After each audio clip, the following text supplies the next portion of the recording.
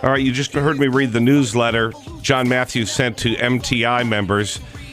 MTI's labor attorney in this, in many other cases, Tim Hawks, who's in Milwaukee this morning. Good morning, Tim. Good morning, Sly. How are you? Stunned. Stunned that the governor could go lower. Did you believe your eyes when you first saw this? No, Sly, no. The governor's revision of the WRC's rule really makes bargaining a complete joke for one group and only one group in the state, and that is the state's teachers. All right. So let me just try to figure this out, because I had another labor attorney earlier this week, and I think there's been a fair amount of confusion. He goes, I'm not sure why you're making a big deal out of this. When Act 10 passed, this there's nothing new here. What is new here? Well, what is new here begins with the Wisconsin Employment Relations Commission's proposed rule, which was issued back in February. That rule looked at all public employees, professional, white-collar, blue-collar, and said in order to apply Act 10, we need to begin with a determination of what these employees are currently making. And then we do identify that amount and apply Act 10 to that amount to determine what can be bargained for wage and salary increases collectively in the future. So the determination of the starting point is what's new.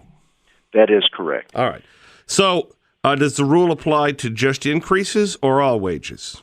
All wages. All right. Can you give an example?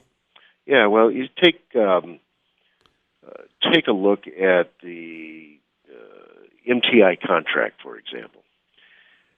You have a number of teachers that are in the salary schedule that's contained in that contract, and they are to the right on the right side of that salary schedule that reflects the compensation they receive for additional education beyond their bachelor's.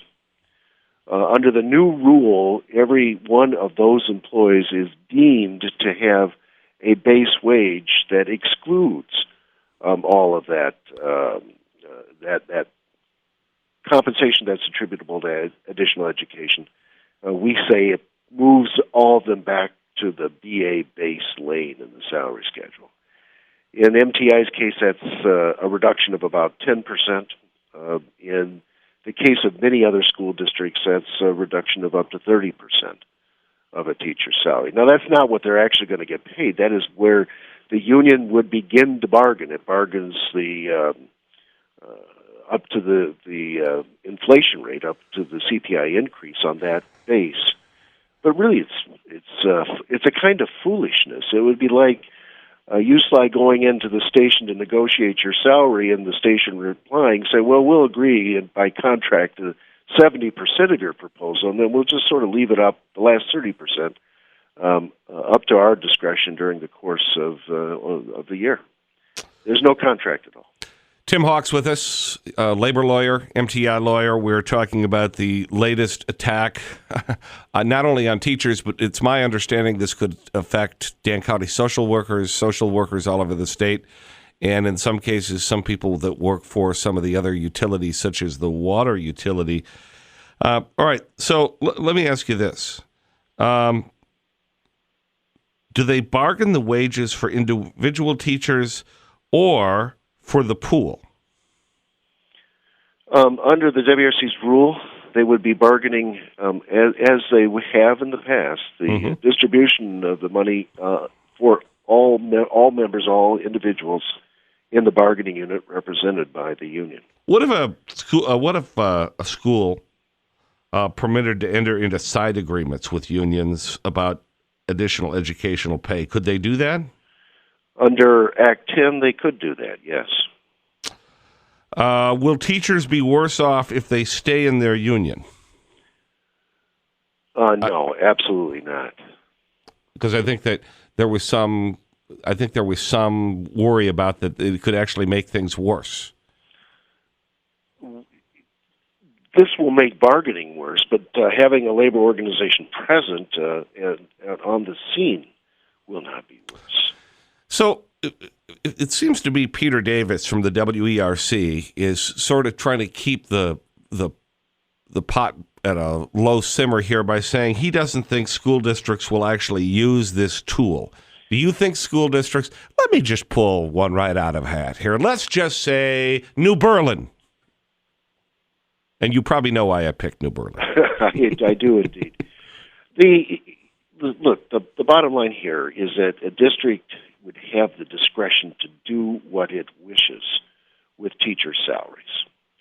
And that is not a good thing, particularly if you are a believer in collective bargaining and the notion that collective bargaining will secure and over time elevate wages, hours, and conditions of employment. This eliminates that tool for workers to try to improve their working conditions.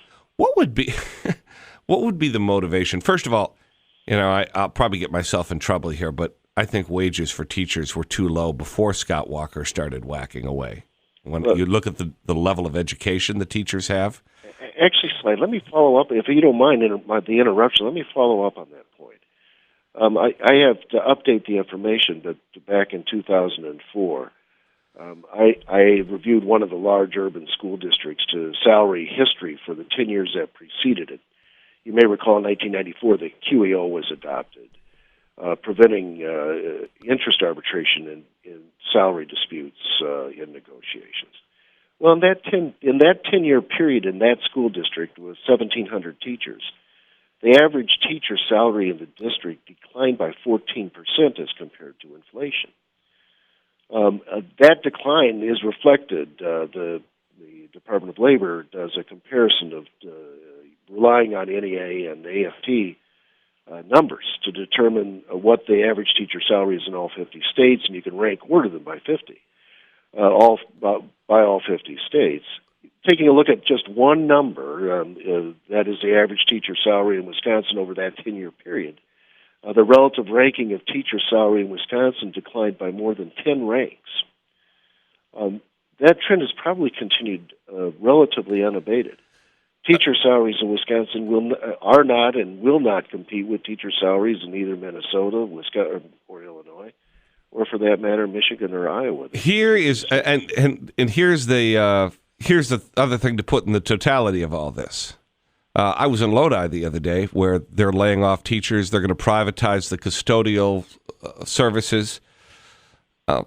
They used Walker's tools. Those teachers have already taken probably a 15% pay cut. So some of these teachers could end up taking a double whammy, correct? Correct. On top of falling behind over the last 10 years. How does this not affect the number and the quality of teachers wanting to go into public schools? Well, absolutely. And there will be school districts here in the Milwaukee metropolitan area, say the Shorewood School District, that will whose citizens believe there's a direct relationship between the quality of the schools and their residential real estate values, and accordingly will support and compete for it. There may be others in the community that are prepared to do that. But there will be school districts, you mentioned one, I think, where the public policy will be to try to drive those costs down to the maximum extent possible. And I think in the urban centers of our cities, the budget pressure is not going to permit an opportunity to compete. We're going to find ourselves just worsening the difference between the relatively property poor school districts and the relatively property-rich school districts. A very bad public result for public policy in Wisconsin.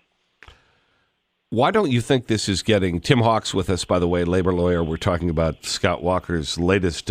By the way, the legislature abrogated their responsibility, gave the governor more power to be able to do things like this. This is something a new governor, without repealing Act 10, could undo, correct? This is something the new governor could undo. Yes, that is correct. How come the mainstream? I mean, the state, clearly the Milwaukee Journal Sentinel got the wage increase part right, or the minimalizing the wage increase right, and what was negotiable for wage increases. They missed the base wage part. They've refused to correct the story. For some reason, the media in the state doesn't think this is a big story. Your guess is as good as mine as to why that is the case. Sly, the problem is this is complicated. It's difficult to reduce it to 30 seconds to 3-sentence statements that are readily understandable. You need to know how collective bargaining works and how this adversely affects it. It's not easy stuff. John Matthews mentioned to me the other day there is not going to be enough money in this pool that school districts have to negotiate with under state law to cover the costs of paying for teachers. Is that correct? That is absolutely correct. There will not be enough total base wages, in quotes, money to cover current salaries. In MTI's case, it'll be 10% light. We're talking 10%. 10%. I don't suppose anybody's calculated what that may, what may happen per teacher in that situation. Right. I mean, we're back to the point I made at the beginning of the program. It'd be like any professional going to a prospective employer and saying, this is what I propose for my salary, and the prospective employer saying, well, we'll pay 90% of that and sort of figure out how we're going to cover the last 10. We've all been wondering what was going to happen because we knew with Scott Walker's cuts to education that it was only going to get worse, that some of the initial savings that he counted or some of the other sacrifices teachers made would not make up for the cuts over the ensuing years. We know now, don't we? This is another one of his... Well, absolutely. I think something that might also gets lost in this is that this is a female-dominated occupation. There may be 90,000. There's approximately 90,000 teachers in Wisconsin, 70% of whom are female. This change, this revision on the WRC's definition of total base wages, affects almost only teachers, a female-dominated classification. So, in terms of the adverse consequence on women and that aspect of this administration's policies, this is just another example of it. Well, they certainly can't. They certainly can't sue for discrimination, can they? There's no, at least for punitive damages. I'm not making fun of it. It's just so. Sometimes I just beat my head against the wall. It's just such a travesty. Fighting Bob LaFollette is turning over in his grave, isn't he?